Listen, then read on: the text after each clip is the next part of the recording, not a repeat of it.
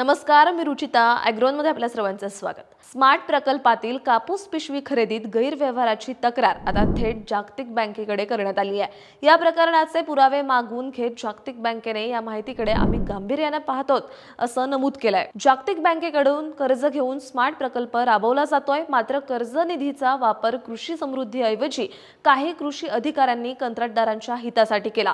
त्यामुळे कृषी विभागाची मान खाली गेली आहे असं कृषी एंटरप्राइजेस संस्थेचे संचालक आणि या प्रकरणातील तक्रारदार पुरुषोत्तम हिरुडकर यांनी म्हटलंय. त्यांनी जागतिक बँकेकडे पुराव्यासहित केलेल्या तक्रारीत अनेक धक्कादायक मुद्दे मांडलेत.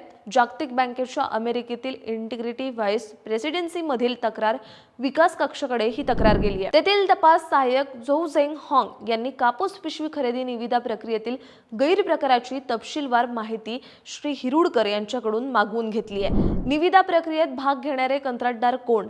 कंत्राटदारांनी दाखल केलेली कागदपत्रे अयोग्य असल्याचे पुरावे कोणते?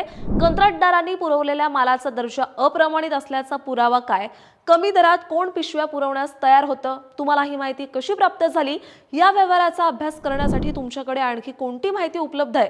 असे विविध प्रश्न जागतिक बँकेच्या प्रतिनिधीने उपस्थित केले.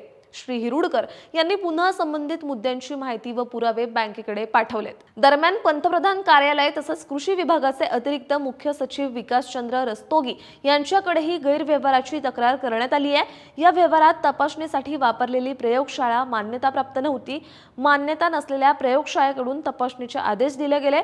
जागतिक बँकेच्या खरेदी विषयक मार्गदर्शक सूचनांचं पालन करण्यात आलं नाही. पुरवठा पश्चात तपासणीचे खोटे अहवाल पुरवठादारानेच सादर केल्याचा संशय आहे.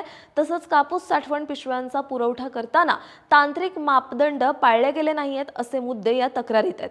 दरम्यान कापूस पिशवी खरेदी व्यवहाराची सखोल चौकशी करावी तसंच मुद्देनिहाय सविस्तर अहवाल शासनाला तत्काळ सादर करावा असे आदेश राज्याच्या कृषी सचिवालयाने स्मार्टच्या प्रकल्प संचालकांना दिलेत. संचालकांनी देखील यापूर्वीच या व्यवहाराची चौकशी व वसुलीचे आदेश दिले होते, परंतु त्याबाबत कृषी अधिकाऱ्यांकडून काहीही हालचाली झाल्या नसल्याचं सूत्रांचं म्हणणं आहे.